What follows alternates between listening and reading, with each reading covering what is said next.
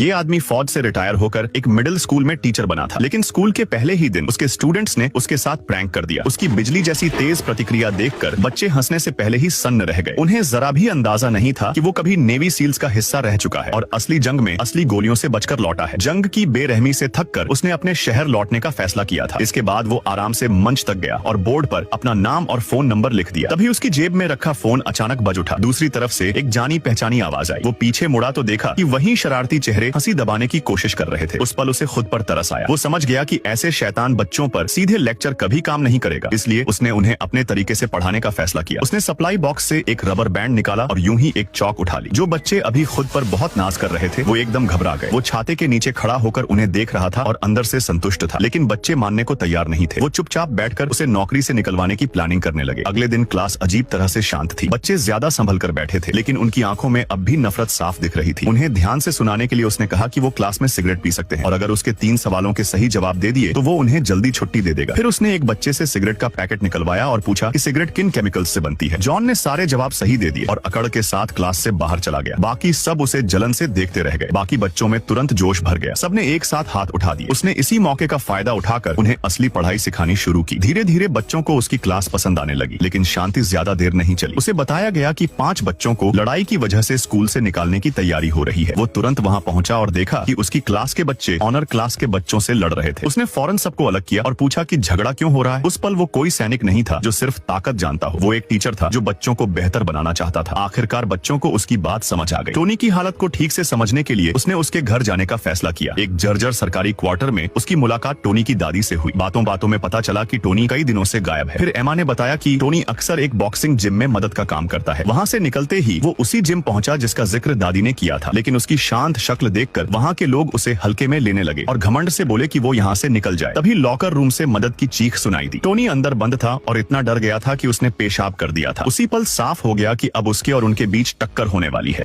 और फिर video like करने पर पार्ट 2 मिल जाएगा।